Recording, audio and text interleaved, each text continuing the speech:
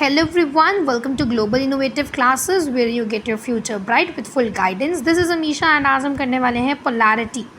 Class 11th का बहुत important topic है चैप्टर नंबर 4 का, that is polarity.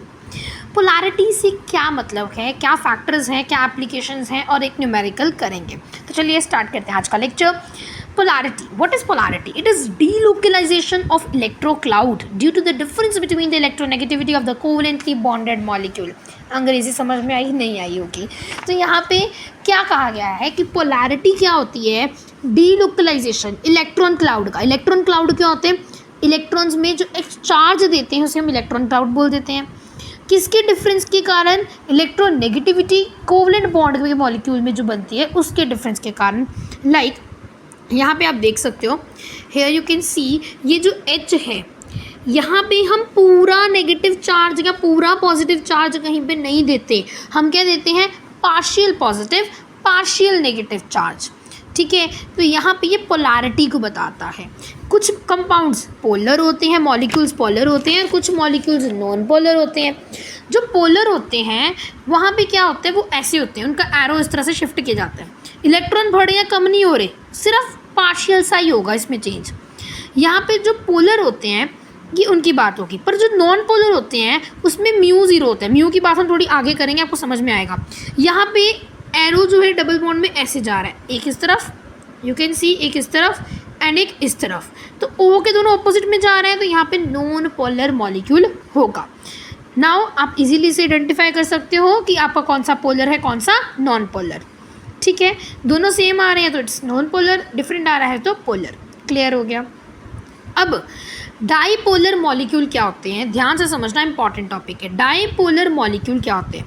It measures the degree of polarity. कितनी पोलैरिटी होगी वो मेजर करने के लिए डाईपोल का यूज़ किया जाता है, जिसका हम म्यू बोलते हैं बेसिकली. ठीक है, of the bond between the molecule, more the value of it, more is the polar bond. तो यहाँ पे क्या बोला गया है कि डाइपोल मूवमेंट ज़्यादा होगी तो पोलैरिटी भी ज़्यादा होगी. कितनी पोलैरिटी हुई है, डिग्री ऑफ पोलैरिटी कितनी है, उसे आपको मेजर करने के लिए डाइपोल मूवमेंट की क्या पड़ती है, नीड पड़ती है, ज़रूरत पड़ती है. ये क्या होता है? इसका फॉर्मूला होता है जो न्यूमेरिकली यूज़ किया जा सकता है, distance between the separation and the आपकी जो है चार्ज को हम रिप्रेजेंट करते हैं विद Q, एंड इन दो के जो एलिमेंट्स हैं उनके बीच की जो डिस्टेंस है उसके लिए D यूज़ कर देंगे डिस्टेंस, एंड ये आपका आंसर आ जाएगा डाइपोल मूवमेंट का. So this is very important formula, you must remember it for your exam point of view. अब ये जो है ये क्या है, एक वेक्टर क्वांटिटी है. वेक्टर क्वांटिटी क्या होती है? जिसका मैग्नीट्यूड भी है और जिसकी डायरेक्शन भी है. अगर इसकी डायरेक्शन है तो देखते हैं डिफरेंट मॉलिक्यूल्स में इसकी क्या डायरेक्शन है. देखो, जो BCl2 है उसका स्ट्रक्चर कैसे बनता है? इस तरह से. ये जो ब्लैक वाला है उसका स्ट्रक्चर है. पर आपने देखा होगा वेक्टर, जब आपने पढ़ा होगा फिजिक्स में, अगर पढ़ लिया है, नहीं पढ़ा तो मैंने वीडियो अपलोड किए देख लो, वहाँ पे रिजल्टेंट निकालते हैं. उसी तरह से यहाँ पे एक ये रिजल्टेंट है, one is this, another one is this, another one is this. तो इस तरह से ये स्ट्रक्चर बन जाता है.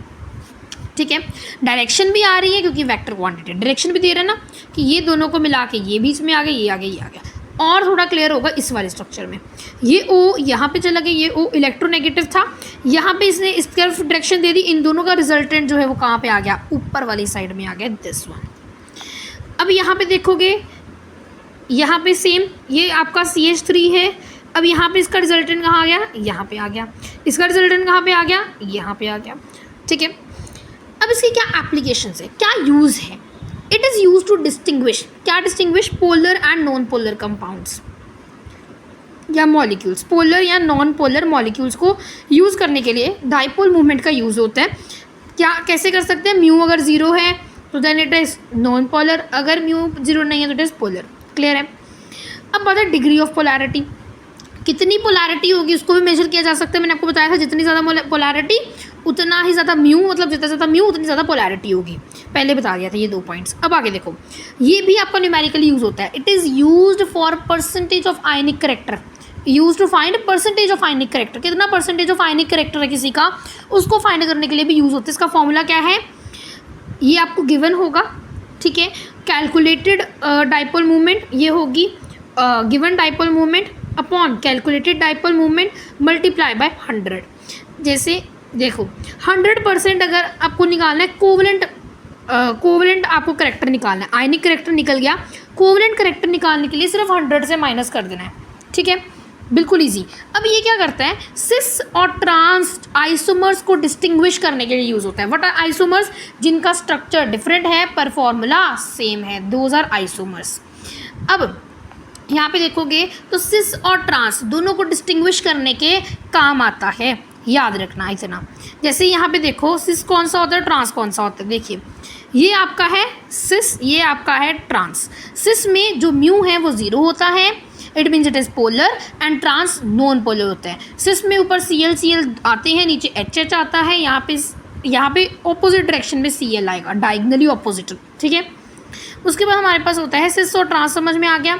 इसकी जो ऐसा यूनिट होती है डाइपोल मूवमेंट की, जो म्यू है इसकी ऐसा यूनिट होती है डी बाई, क्या होती है, डी बाई ऐसे यूज़ किया जाता है, इसको बोला जाता है। अब हमारे पास ओस्मो अनदर इज वेट करना 2 मिनट, ओस्टो नहीं होगा इसमें, ओस्थो है, it is ortho, meta and para, इन तीनों स्ट्रक्चर्स को डिस्टिंग्विश करने के लिए भी यूज़ होते हैं। कैसे, यहाँ पे देखो ये Cl है, यहाँ पे जो है यहाँ पे डिस्टेंस कम है, यहाँ पे एक, यहाँ पे एक, यहाँ पे है, और एक तो ऑपोजिट है। अब एक दूसरे के ऑपोजिट है, ये दूसरे को कैंसिल कर देंगे, जो पोलैरिटी है वो क्या हो जाएगी, कम हो जाएगी, इसकी पोलैरिटी क्या होगी, कम होगी, डाइपोल मूवमेंट क्या होगी, कम होगी, इसकी उससे थोड़ी ज़्यादा होगी और इसकी सबसे ज़्यादा होगी। तो it is ortho, it is para, and this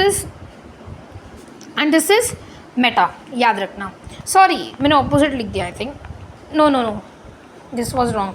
ये ओस्थो है आपका बच्चा, ये आपका मेटा है, दिस इज़ मेटा, सबसे कम होगा आपका पैरा, ठीक है, याद रखना। अब हम अगली वीडियो में ये क्वेश्चन डिस्कस करेंगे, ये क्वेश्चन बहुत इंपॉर्टेंट है, इसकी जैसे और भी क्वेश्चन कराऊंगी। तब तक के लिए बाय बाय टू एवरीबॉडी।